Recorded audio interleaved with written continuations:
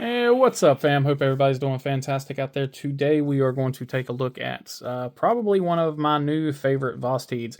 This one is easily coming up in that top 2 or 3 rank of the new Vosteeds, or any of the Vosteeds that I've handled.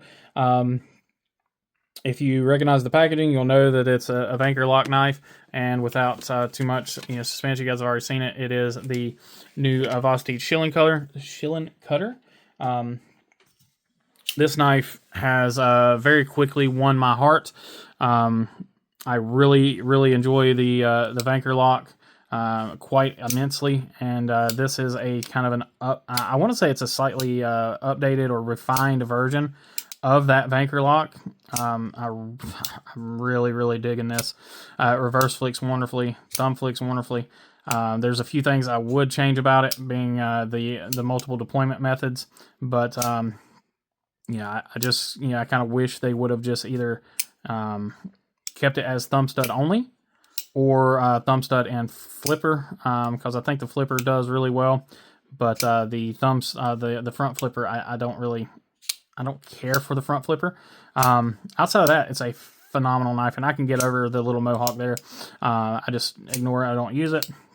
But go over some quick specs on this thing. So a 2.9 inch blade, 7.07 overall, only 3.3 ounces. Or we'll just say 3.4. It's 3.37 ounces.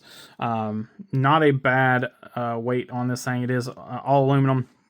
And then all of the internals for the Vanchor lock do give it some additional weight. It's got a big old lock bar that runs through this thing, which gives these Vanchor locks some phenomenal lockup. This version is LMAX and aluminum. They run their LMAX at 60 to 62, which is perfect. They do have other versions. They have micarta versions and G10 versions. Those run anywhere between 99 and 109, and then the aluminum and LMAX versions are 149. Now these are not currently available. I do apologize. But these weren't available by the time mine got here, so either way, me doing this video, you guys would not have been able to get one. But they are popping up on the secondary market. Just don't overpay for them. Just watch out for for those scalpers and stuff. These will be back available. They will come back around. Hold your horses. There we go. You will be able to get one if you want one. It's just a matter of time. Let's go ahead and jump into our close-ups, and then take a look at this knife really up close and personal here. So here you see they're calling this purple. I'm calling it blurple. It is a very dark, almost a navy blue, and it does have flecks of kind of a purplish hue to it. Very beautiful, well done, contoured aluminum with some really nice milling here. T8 hardware all the way around. No lefty love on this one. I'm sure they'll have them available. We are actually going to pull this thing apart. Apparently there's actual provisions for a left-handed pocket clip here on this side of the knife, just not in the scales. So I kind of get why they didn't do it, because of where the pocket clip's at on here. It would have ate into right here, and then you would have that, and I don't think it would have looked that good, but yeah, it is what it is. Anyway, you do have some lanyard love there, and again, deep carry, inset, flat, all the good stuff on the pocket clip. There you can see your smile. You can see your Vanchor, and that thing is inset very well. Let's go ahead and flick the knife open here so you can see that up close here as well. So that almost flush when it is open. Very well done on that. That's a big change from the previous generation, or from the previous iteration of the Vanchor lock, what they did on Ankylo, and we'll actually have those compared here in just a moment. Really nice green accents. You'll see that carried through here, so you got a little bit of a Joker theme going on. And then your black washed shilling cutter blade. Again, I'll harp on it. I wish they would do a little better job on the plunge ground here. Give us a little more room for sharpening. Not the biggest deal in the world, just would be nice to see that. Of course, Vosteed does a phenomenal job with their knives right out of the factory.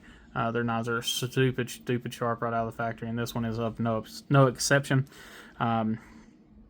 Just a really well done blade here. You can kind of see that Vanchor lock mechanism. You see where it's going to lock in there. That's where it locks in. That's where your lock tab goes, and you can see your detent ball right there. So you can see it's an actual detent, and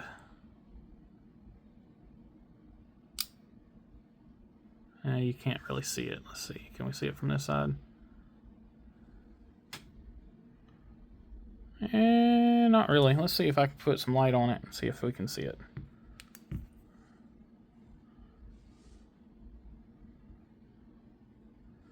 Yeah, you can kind of see it down in there.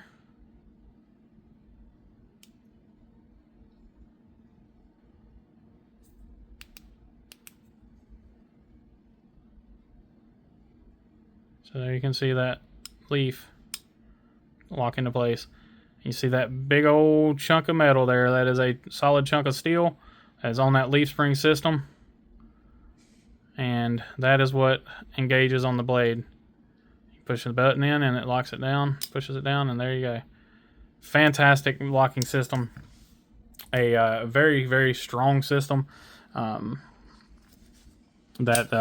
you know, it's just very innovative. I love, you know, what UA is doing with his design work and everything. It just absolutely blows me away.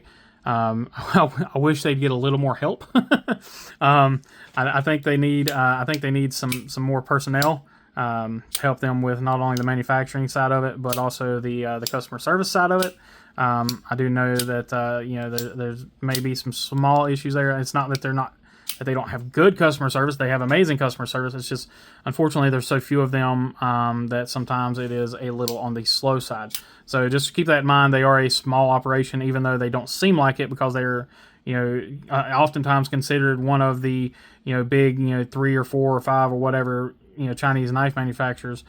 They are very much a small outfit, and you know, they should be treated as such from time to time. Let's go ahead and throw out a couple of size comparisons here, just so you guys can see them. And we've got the alt pyrite there. So here, we'll just pull it up here so you guys can see it really, really good here. So there it is with your alt pyrite. So it's a little bit on the smaller side, but the handle, if you see there, the handle length is about the same. So if you like the feel of the pyrite, with your choke up spot and everything, you're really going to like the size of the, I'm calling this the Nightshade, the Vanchor Nightshade. I don't care what anybody says. It is the Vanchor Lock Nightshade, but they're calling it the Shilin Cutter. That is the official name. So there's that with the Pyrite Alt, and here you go with the Civivi Elementum. So it's a little bit longer handle than the Civivi, but pretty close in size. And then if you are familiar with the Raccoon, it is definitely a smaller blade than the Raccoon. You're probably looking at about, you know, 1/4 inch or so, 1/4 to 1/2 inch difference there on the Raccoon. And then lastly, we'll pull up here the OG. Well, this one isn't the OG. The OG is the flipper version, which I just brought this one out because it had a black blade too. So there you can see the size variation between the original Nightshade and the Shilin Cutter. So we have a little bit shorter blade and about the same size handle. A little bit fatter blade there as well, so you can see the difference in the thickness on the blade, or the width on the blade, I mean.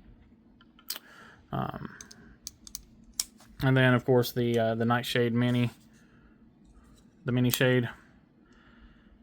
So you go, it's a little bit longer than the Mini Shade. Now, we were talking about the differences in the Vanchor lock. So I'm going to bring out the Ankylo so you can see the differences in the button. Bring that up close so you guys can see that. So that was a huge thing that people were talking about with the Ankylos, that the button seemed like it was going to fall out. And I think some people's buttons did come unscrewed or something like that. I personally haven't had that issue. This is one of the Kickstarter ones. You know, I haven't had that issue. Mine doesn't feel like it's going to fall out. It's just sticks out further. But I haven't had any issues with that. But there you can see that that difference. And also when they are closed, you can see this one sticks up just a little bit more, and this one is pretty much sunk in all the way. So there it gives you a little bit of an idea of what you're dealing with there. Now I do want to take this thing apart, just in case you missed the unboxing, or excuse me, the disassembly I did with the Ankylo. It will be a very similar disassembly here on the nightshade, excuse me, on the Shilin cutter.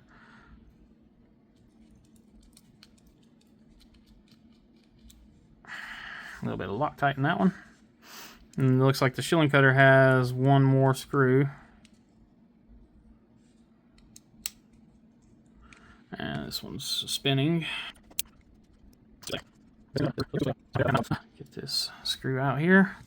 Then we'll switch over to the T6 on the smiley face. So one thing that you have to remember on these is these screws here are essentially your pivot screws. So these, the tightness of these does dictate the the tension on your pivot. So just keep that in mind as you disassemble this knife and as you reassemble it. So there is your leaf spring, your lock bar, and then inside here you can see you've got just a massive bearings. But you have a carriage system.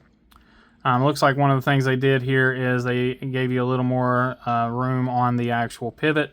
So this is a little more free spinning.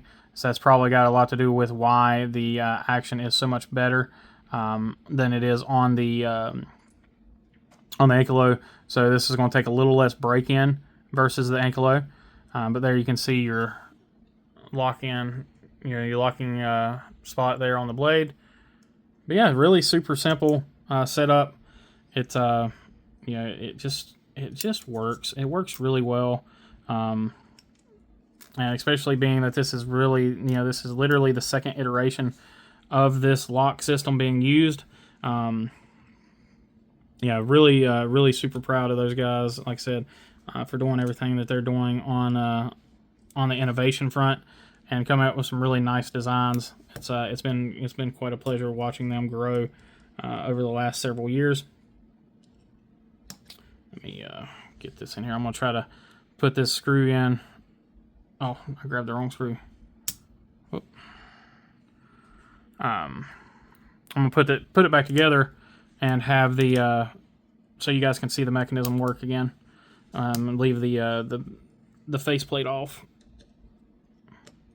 Let me just get these screws in here. That's right. That's the one that spins.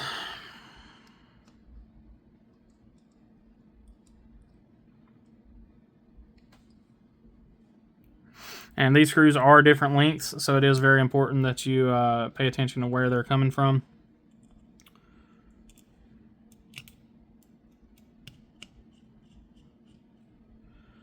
Not that it really needs to be said, but this was not sent to me. This is a knife that I purchased with my own money. So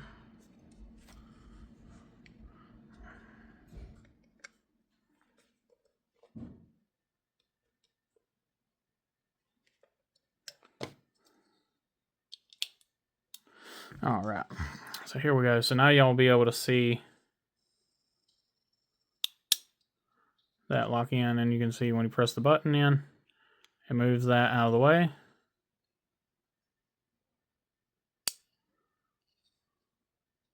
And what's really cool is it stays pretty much centered even though it doesn't have that on there.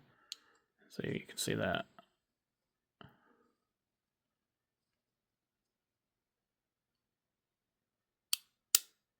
There you go, fully locked in. And there's a little magnet there that kind of keeps the button in whenever the blade is closed. Because otherwise that button would just kind of flop around in there. Now this is directional, so it does matter which way it's sitting. So you want to pay attention to that when you go to put it back on, because one side is a little bit different than the other.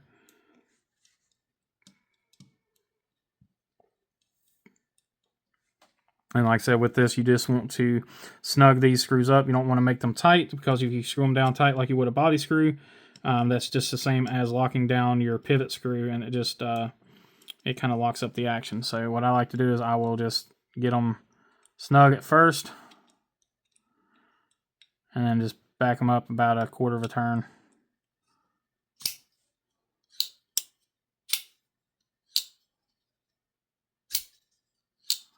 And that should be good. And you don't really have any worry about these screws backing out because there's no rotational anything going on with them. I haven't had any issues with my ankle or at all, you know. So I've been carrying it for quite some time since it shipped out. So yeah, that's all there is to that. So the disassembly is not hard at all. You know, no harder than any normal knife. And then the you know, the actual maintenance of it, so you can get in there and maintain it very easily. It's just got some massive bearings in there. That's pretty much all there is to it. Yeah, outside of that, guys, I don't really think there's much else to talk about. You know, the screws are done well. Ergonomics are great. I guess I haven't really talked about that. This thing in its choked up spot just feels great in the hand. Even when you're choked down, it feels really nice. You do feel the pocket clip choked down, not choked up. So in this position here, you really don't feel that pocket clip at all. Down here, you do feel that pocket clip. It does hit right in that palm of your hand, or right in the, you know, the whatever the hell you call that part of your hand. But again, it's not. I mean, it's not anything that's going to be uncomfortable with you know, light use. Extended heavy use, you might feel it, but then up here in the choke up position, like I said, you don't even feel that pocket clip. You don't even notice it at all. At least I don't. Action is fine. I will say that you have to push in further than you think you do. So once you feel like you feel like it's breaking, it's still locked up here at this point. The lock is still in place, so you do have to push it down just a little bit further to get that lock to disengage completely. Which again, that's great. I don't mind that at all. You just got to, you know, push in with your fingertip. And yeah, other than that, guys, that's all I've got for you on this knife. Just again, fantastic blade, fantastic job done by Vosteed. You know, like I said, these guys are really ones that need to be watched as they move forward. They're going to be doing some great things once they, you know, really get the flow of what they're doing down pat. But yeah, anyway, guys, I appreciate each and every one of you. As always, please remember to be kind, be humble, be EDC. Take care.